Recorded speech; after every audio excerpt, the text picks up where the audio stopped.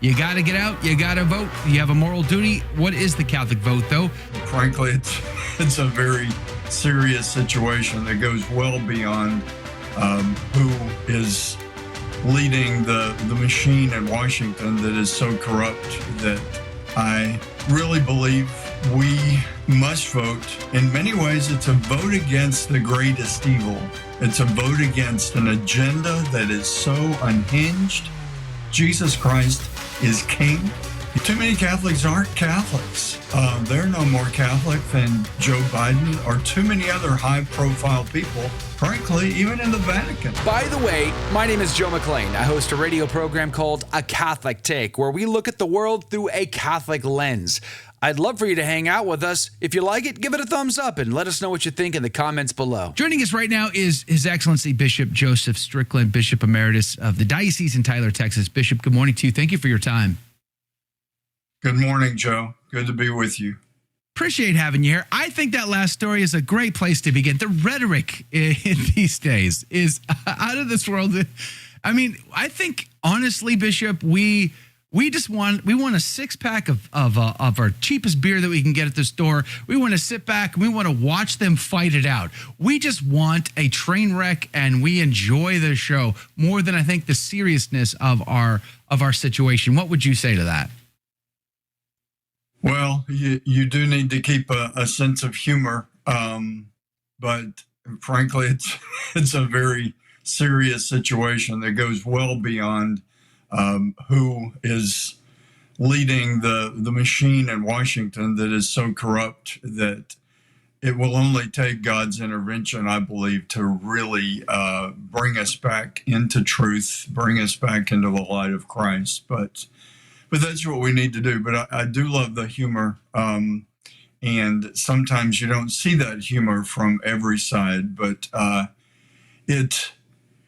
as we talk about the election, I was listening to your previous segment, and I underscore what you said, Joe, that Catholics and anyone who believes in Jesus Christ, frankly, anyone who believes in God and in truth, God is the truth. We need to think about the big things. Obviously, it's almost farcical to see who's presented and what choices we have. Where is the seriousness? It's like it's all a joke, but some of these people aren't joking about the way they're undermining with their serious rhetoric. They're undermining everything that is valuable and truth, and we've got to respond to that. I really believe we must vote, and in many ways, it's a vote against the greatest evil. It's a vote against an agenda that is so unhinged.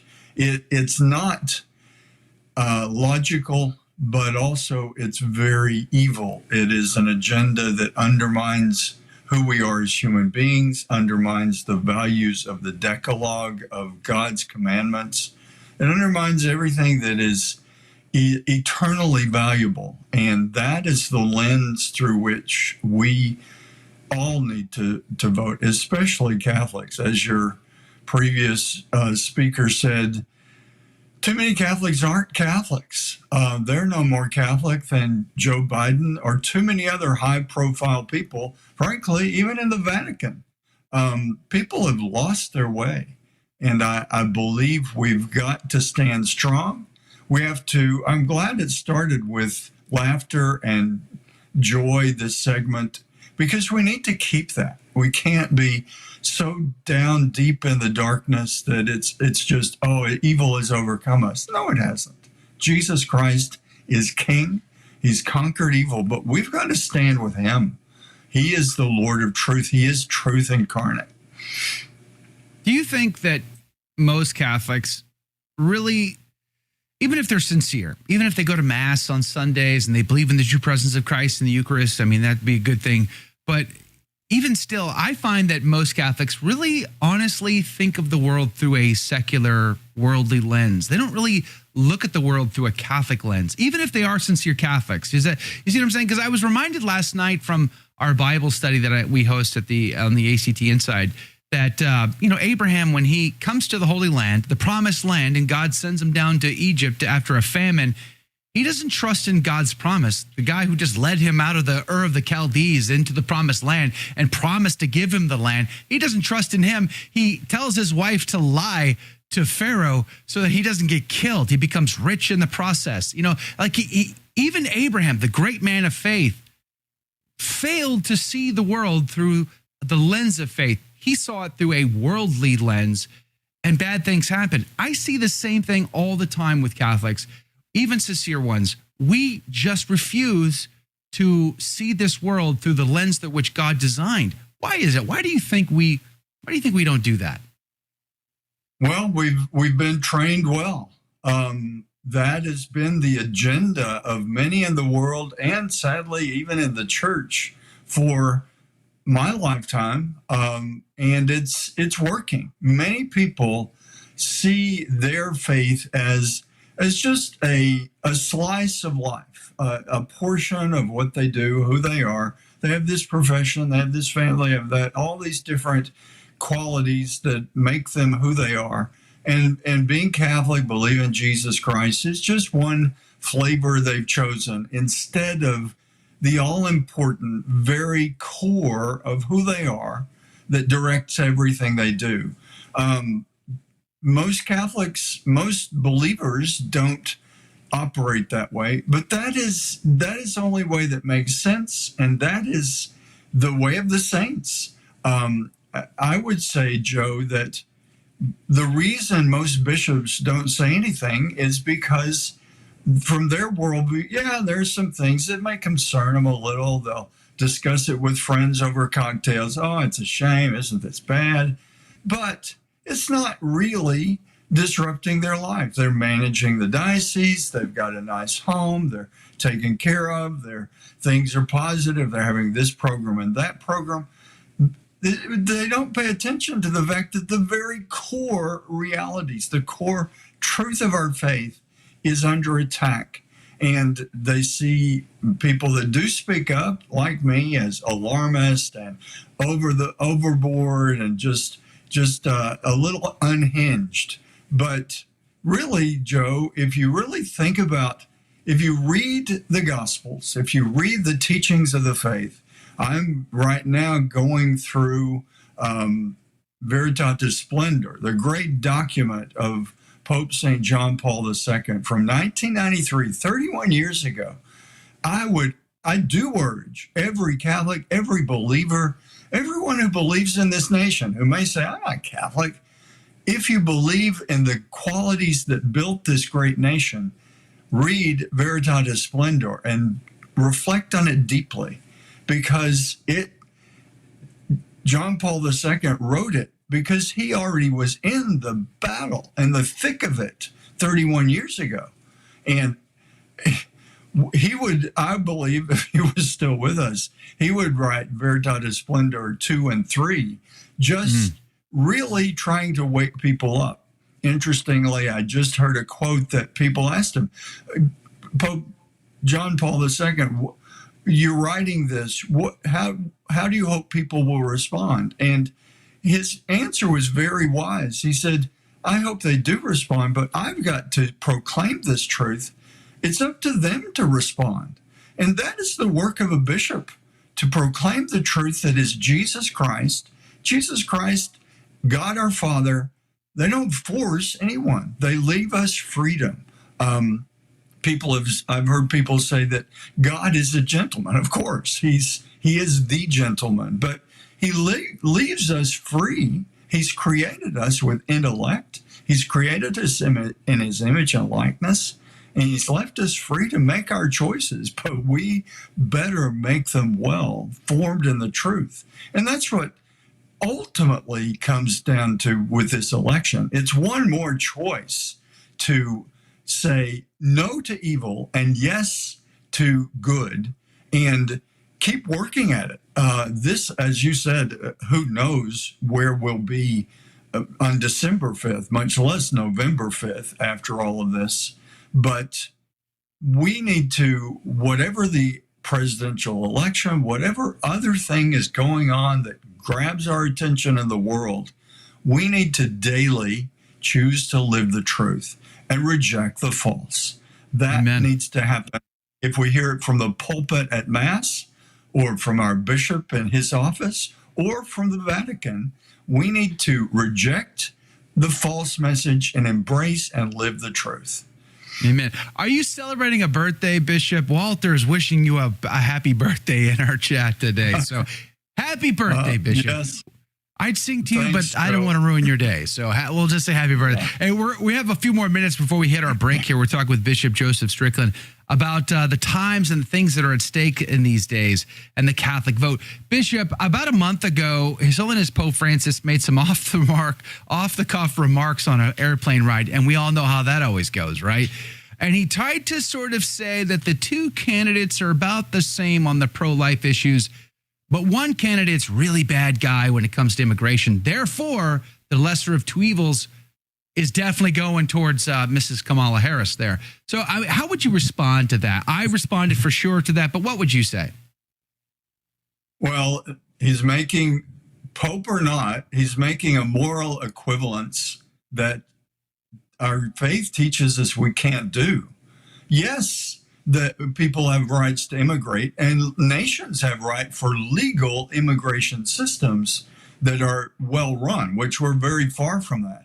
To make it morally equivalent that people can't move from one nation to another versus life in the womb is being massacred, and one party is pushing that would be a right of the nation from conception until birth, would be the ability to eliminate these lives, these human beings. And we all know the pictures of what it looks like. It's a violent attack on the human person, literally dismembering them.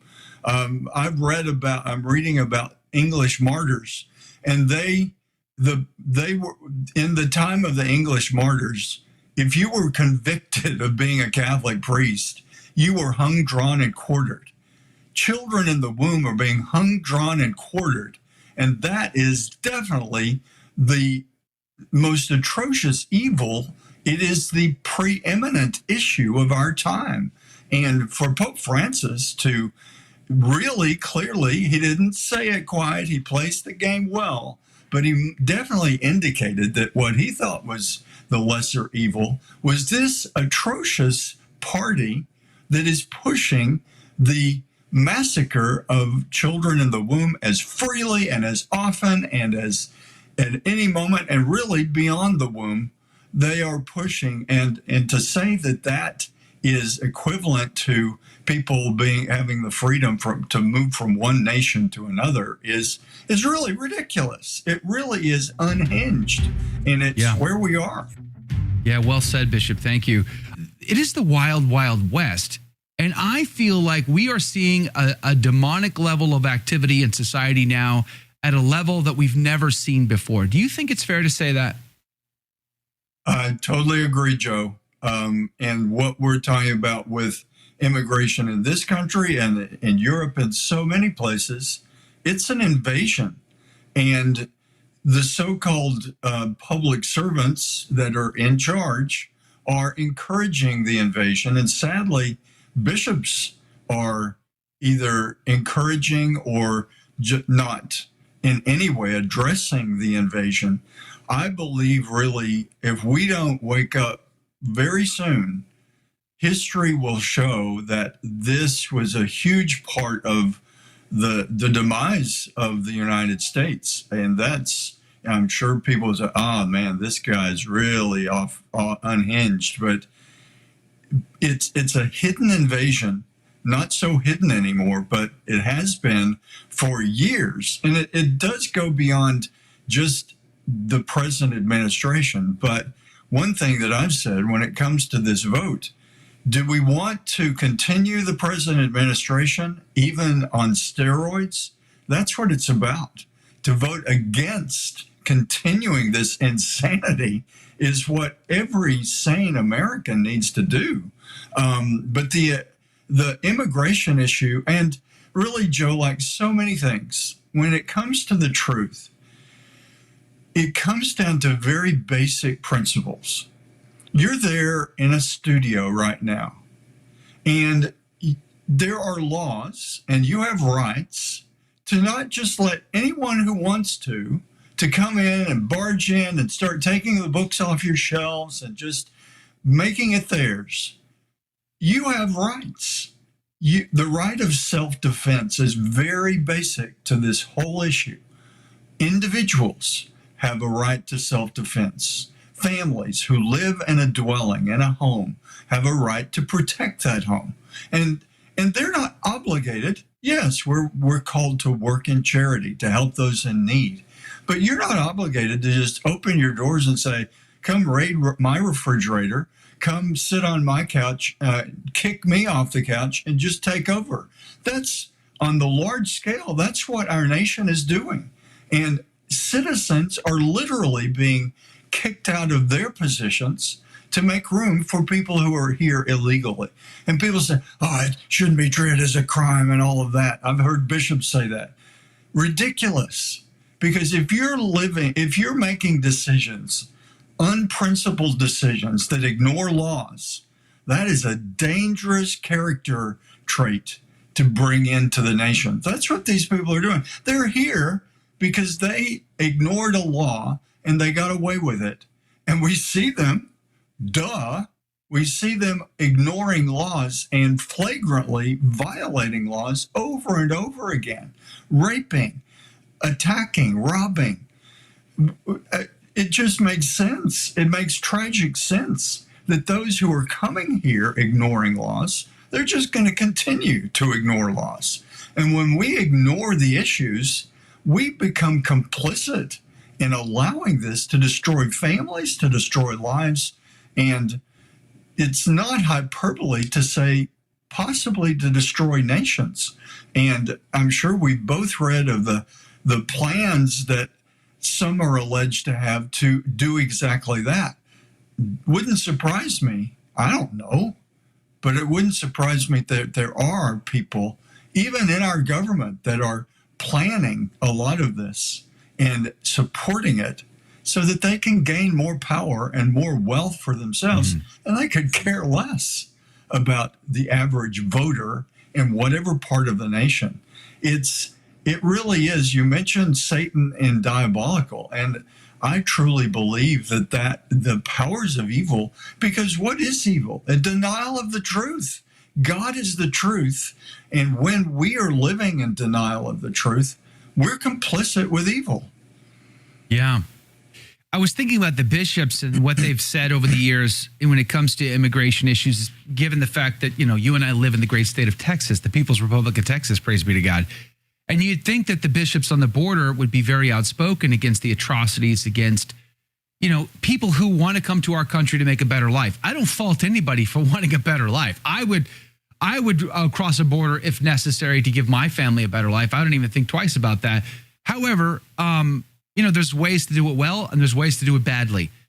And I can't remember, Bishop Strickland, the last time I heard the bishop down in Brownsville or anywhere in Arizona or California, any of these border states, New Mexico, the last time they boldly proclaimed and exhorted the Catholic faithful to try to condemn the coyotes, the cartels, and the illegal activities that are a massive contributor to the plague that is now that we're all suffering from in our country and the whole world. Like, why when they speak out about this, it is always this sort of Democrat talking points, progressive talking points, instead of just be Catholic and let the chips fall where they may. Why don't they condemn these cartels? They're evil. They're evil. They worship Satan, for crying out loud. They offer sacrifices to the demons. They have a cult, an occult satanic worship embedded into their business as cartel members. Why won't the bishops be so bold as to condemn these things and try to get Catholics to understand what's at stake here? Well, I don't claim to have the answer to that question, Joe, and many people have asked me. But I think that the Catholic faithful have a right, really a responsibility, to put their bishop's feet to the fire and say, why are you allowing this? Why are you complicit with this destruction of our communities. And, again, I don't know. I can't make allegations because I don't know. But people have said it's money. And I think so often money is involved. At least it's a component. And when huge funds are being funneled to these dioceses in order to do their wonderful programs, they seem to be willing to turn a blind eye to from where's that money coming from, and how are they earning this wonderful credit with certain politicians. I mean, I saw a celebration recently from the USCCB saying how much they appreciated the support from the Biden administration, which is just atrocious, really. I have to say it, because the Biden administration is the death administration. And here the USCCB is saying, thank you for the big check, and this is wonderful. It is just, sadly, our bishops have failed to be bishops, because what is a bishop? To guard the deposit of faith and to promote the salvation of souls. And what we're doing as bishops isn't doing that right now.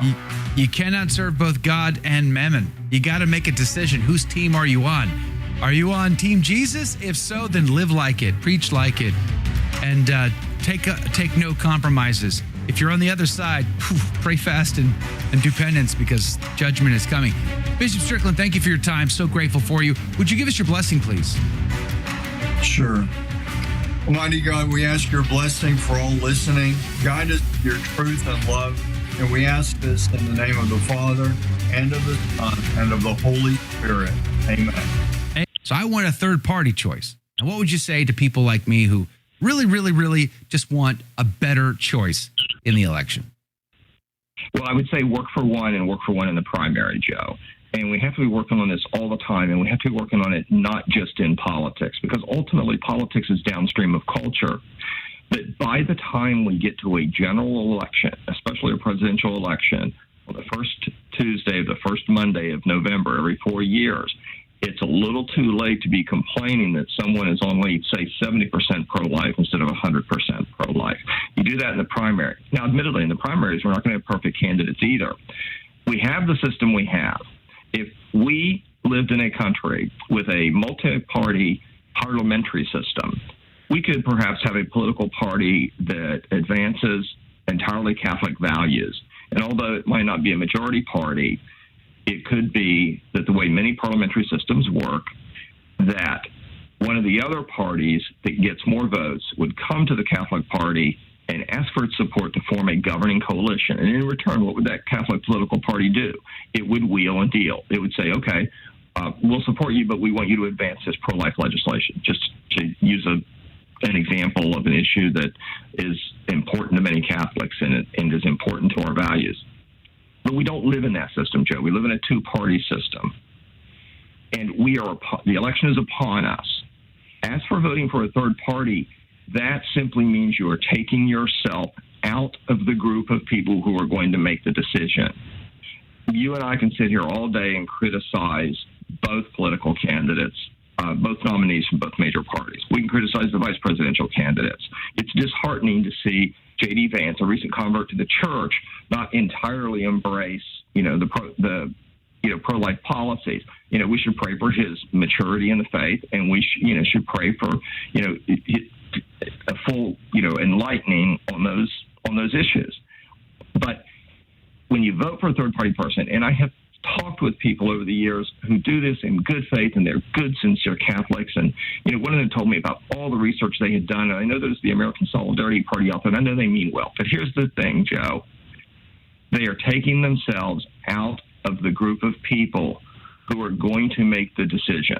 The decision's going to be made between the nominees from the two major parties. And if you vote for a third-party candidate, you're taking yourself out of that decision. Now, why is that important? Because although both candidates are flawed, although both candidates have some major personal character flaws, one of them represents an incredible threat to the church. It represents an incredible threat to Catholic values. That candidate represents what is essentially evil in many positions. So if you want to stop abortion on demand up until the moment of birth.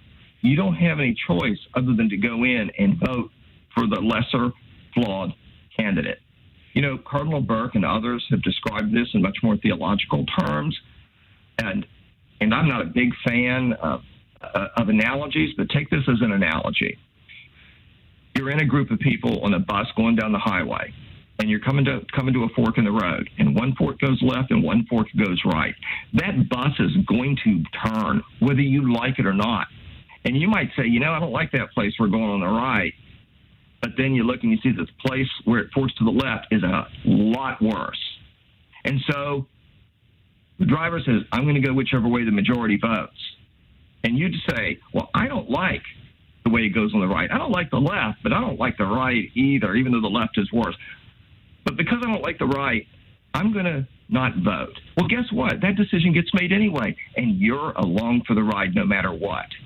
And if the bus ends up going to the left and people end up suffering much greater evil, then really that's on you because you chose not to try to do what you can do to reduce the evil that you knew was coming.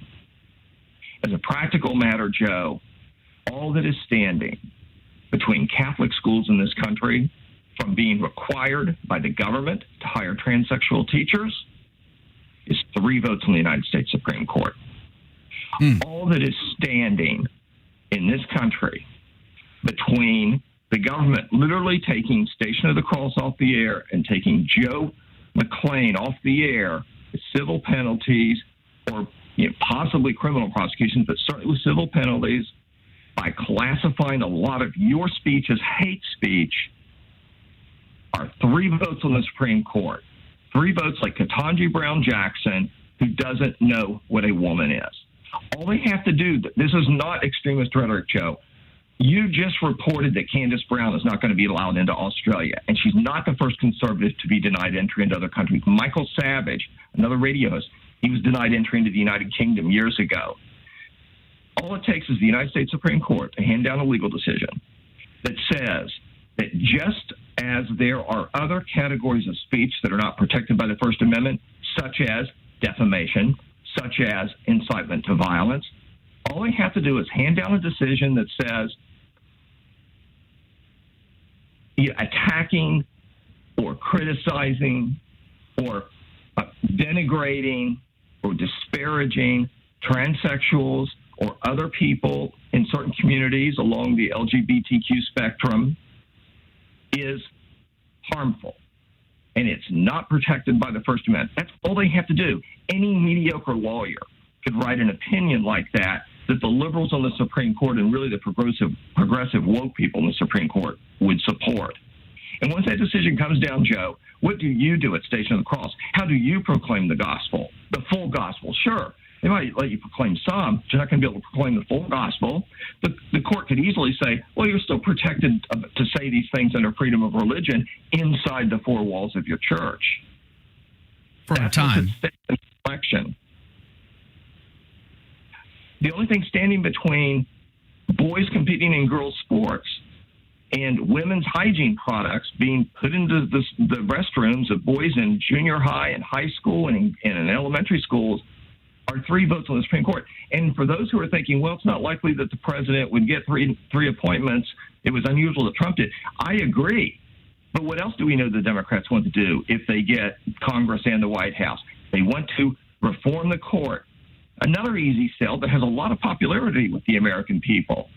They want to reform the court. Joe, all they want to do is bring the court up to date so that it's in line with the values of contemporary American society. How could you oppose that? So they pass a law that adds 3 or 4 or 5, however many they want to guarantee a majority, add more justices to the United States Supreme Court. And guess what? For all of the ingenious mechanisms the Founding Fathers put into the United States Constitution, and for all of the protections built in with the Bill of Rights and subsequent amendments that have passed that are now part of the United States Constitution, the Founding Fathers made one critical error. They overlooked a provision that states how many members make up the United States Supreme Court. And we have not always had 9 members. So there's nothing to stop a Democrat-controlled Senate that has only 51 Democrats in it, or 50 Democrats plus the vice president, and a Democrat-controlled House of Representatives, and the Republicans could lose the House even if Trump wins the presidency, and then a woke president like Kamala Harris passing in Congress and the president signing into law a provision that would put more justices like Ketanji Brown Jackson on the Supreme Court. And that ought to keep Catholics awake at night. Catholics are split, though, nationally speaking, according to the polls. And you got big swing states like Pennsylvania with 9 electoral votes and a huge chunk of Catholics living in that state. I think it's like 22% of the population in Pennsylvania are Catholics. So that's a big voting block there. How do you think they'll go? Do you think Catholics are seeing the big issues as you've articulated them here, or will they just vote along party lines? Well, first, a lot of Catholics are Catholics like Joe Biden. And so I'd like to see the polls that show what weekly mass attending Catholics who believe in the real presence. I'd like to see polls that show how they vote. Part of the problem here is that such Catholics are so conscientious, they worry that when they vote, they are somehow endorsing evil. And I had a long discussion with a priest last night about that. And I simply disagree. The problem with that view is it's based on the unstated premise that when you vote for a political candidate, you are supporting everything they do. Look at it the way Cardinal Burke put it. What you're really trying to do is to restrain the greater evil. So it would be interesting to know how Catholics vote, but it'd be interesting to know based on things such as, weekly mass attendance, Latin Mass Catholics, how do they vote? And it would take serious and extensive and expensive polling to get that. But it'll probably come down to Pennsylvania. It might. Brent Haynes, looking forward to catching up with you next week when we will be talking about the election again, I'm sure. Did you like that video? It's okay. You can admit it. It's perfectly fine. Hey, we cover the big stories of our day, from inside the church to outside the church to all points in between, and we do it from a Catholic perspective. It's called A Catholic Take. It's a radio program Monday through Friday. We live stream it right here on this channel, by the way, so make sure to subscribe, like, and share. We would be very grateful to you. And don't forget, you're going to want to watch this video right here because you don't want to miss anything.